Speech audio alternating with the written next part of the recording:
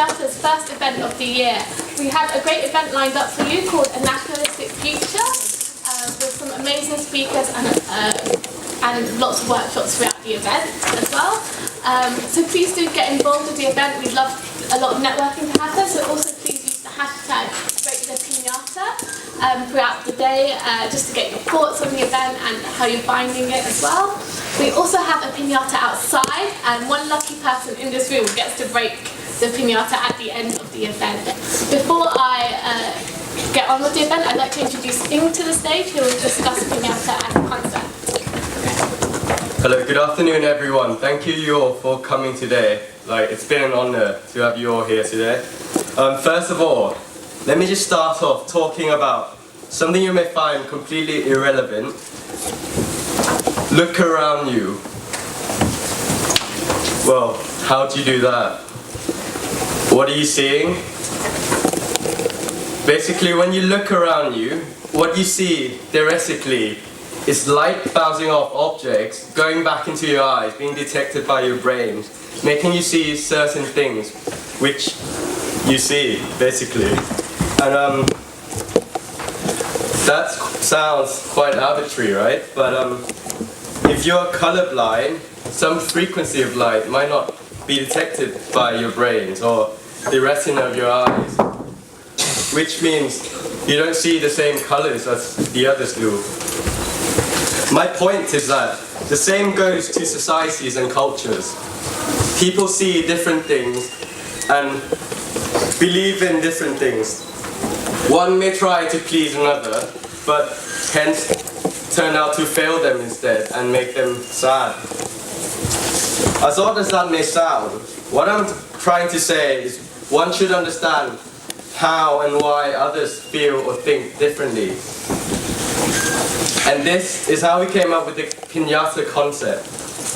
Our aim is to raise awareness of different socio-cultural issues around the world, so people know and see how things are done differently in different places and how one accepts those things.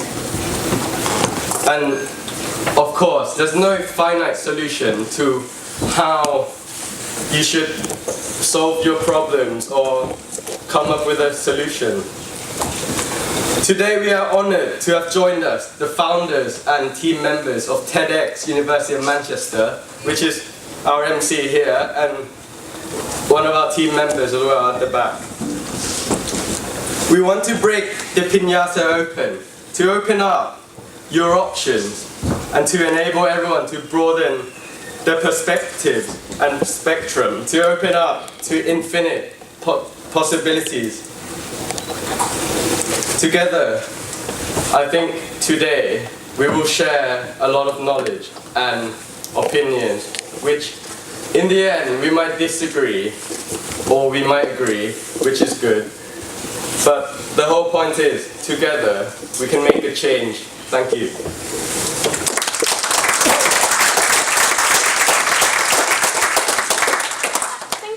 For that, I think it goes to show how important pinata is today, just because of all the current events happening in the news and we see about terrorism and things like that. Now I'd like to introduce you to Lalit, who will explain why we chose this theme today.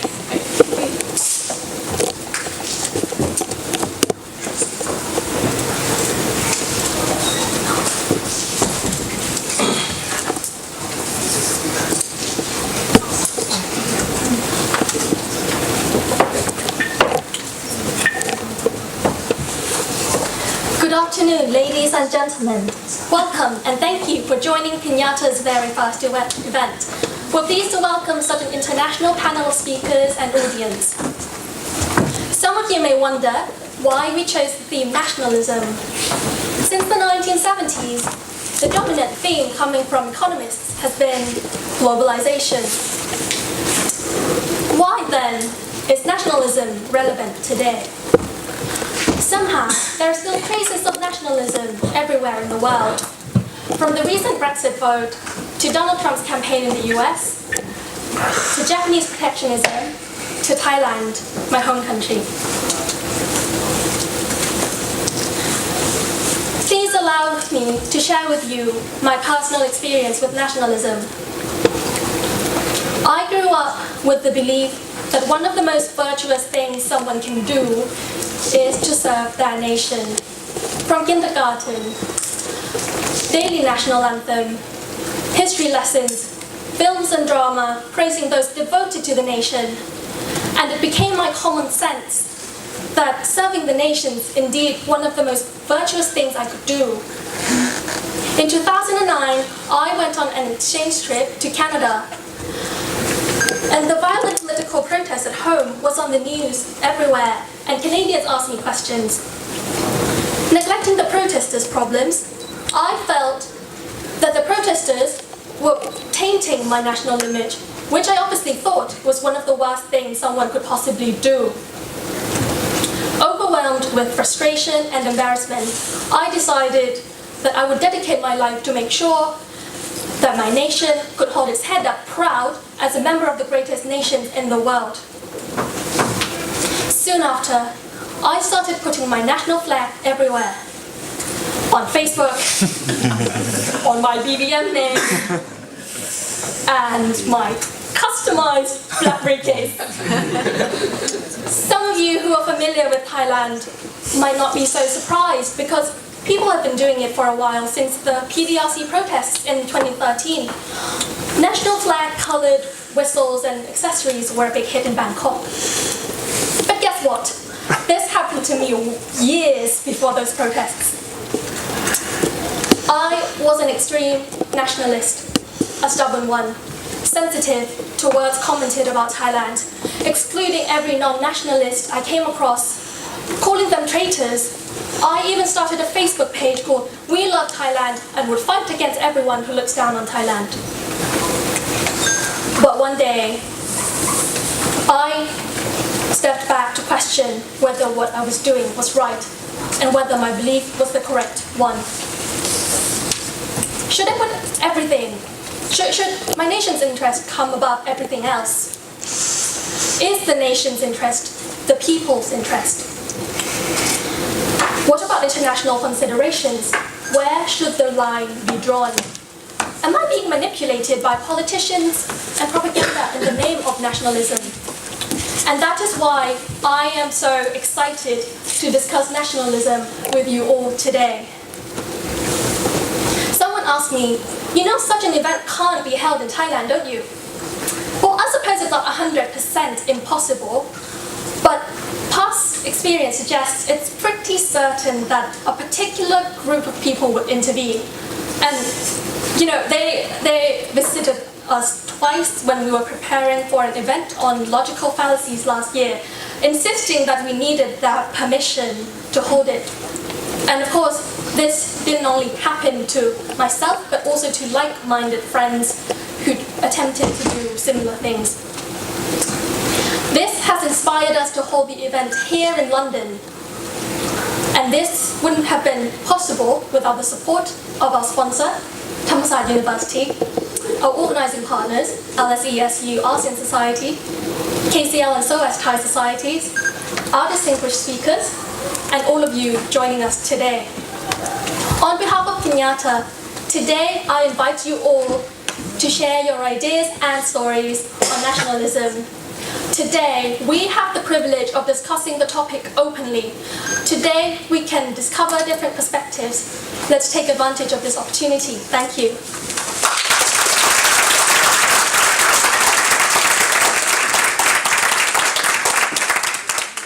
I would now like to introduce you to Puey who has travelled around the world to speak up against human rights violations in Thailand, plus the Free Thai movement during World War II when he joined the ASEAN when he was initially against Thai government and managed to get Thailand to join the ASEAN in the end.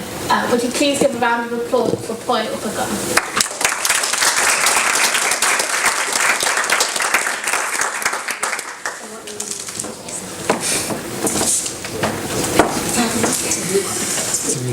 Please welcome Professor Stefan Collignon to give our keynote speech on money and the making of modern Thailand, the role of Ungphakorn.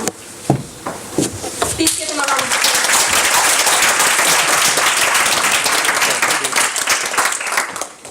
Well, thank you very much.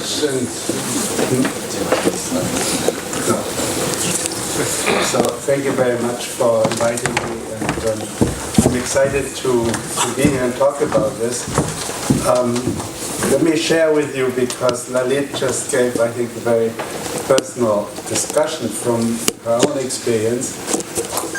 I'm German by birth, and I grew up after the war in Germany, where for us nationalism was about the worst thing you can possibly think of.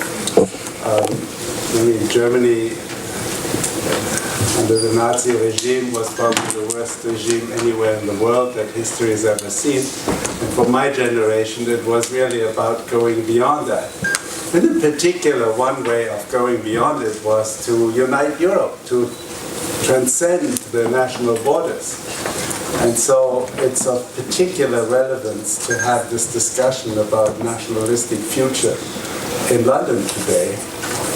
I was actually in Bangkok teaching at Chulalongkorn when the referendum took place, and I got up early in the morning to see and get depressed about this, but thank God I was in Thailand, so it was far away, and now I'm here and I'm getting even more depressed. But the issue behind that, I think, is nevertheless a very interesting one. And about a year ago, Ajahn Sulak asked me if I could write a little paper about a book he has written about Puey and Ungphakorn, and I was very happy to do so. And I had written this paper for Seeds of Peace, where I argued that Puey, in fact, is really the father of modern Thailand, and I will explain in a moment why I believe so. So when Lalit invited me and said, would you like to come to talk conference about Puey in London, I said, of course. And then I get the invitation about a nationalistic future, which surprised me. But actually, I think it's a good way of thinking about this, because it is. There are links between modernity and nationalism. In fact, you may argue that nationalism didn't exist before we had modern states. So, what is nationalism? I would argue that nationalism, in many ways, is a reaction against the modern society, the modern liberal worldview, which at its core has the individual being free, individuals being equal to each other because they are free, individuals who are the center and the final purpose of society and human development. The modern view is that society is there to support the emancipation of the individual, to support the development of the capacities that each of us is born with, and to allow that to blossom and that we can make the most out of it. That is modernity from my point of view. So it is both. It is freedom and equality, but it is a freedom that is going beyond the pure selfish interest. It is recognizing the other as my equal, so that out of that comes also a sense of solidarity, because if we see others suffer, we also feel our own suffering. Now, in many ways, this view is related, I would argue, to the development of a modern economy, and the modern economy means the monetary economy. Now that might shock some people because they think, oh, money is markets and big companies and it's power and it is the repression of individual freedom. But if you think of it, what is the alternative? What is the pre-modern society? What is the traditional society? Then what you see is, it is in fact the community that everyone needs to conform to. Individuals are not free to develop themselves. Individuals are there to surrender, to conform, to submit, to subordinate their own will to what the community says they ought to do. Sometimes these are moral standards, sometimes these are actual laws, sometimes it's the will of a dictator. But in any case, it is a submission of the individual, the suppression of the individual initiative that is the blossoming of individual capacities. In the very old traditional societies, that was perfectly understandable because life was hard, we were living close to subsistence level, and the community gave protection in terms of survival. But as we got richer, that whole sense of having to surrender always to the conformism of the community became in conflict with this idea of the modern free and equal individuals. And in fact, I would argue that the modernity really starts with the development of banks and credit and monetary economy in the Renaissance, gradually developing sense and norms of individual freedom and equality. But at the same time, as the old society was transformed by these new norms, it also caused the backlash of those who were left behind, the backlash of those who felt that they were not able to participate, that they felt that the old certainties of tradition and customs were broken up by the new system, by the new economy. And these people responded. Now, nationalism is an interesting, how should I say, mix between modernity and traditional society in that sense. It might be worthwhile if we're thinking about whether there's a nationalistic future to reread Karl Popper's famous book, The Open Society and Its Enemies. In many ways, I feel like a new book needs to be written called The Closed Society and Its Friends, and particularly in the UK today. I think that would be a very interesting reading.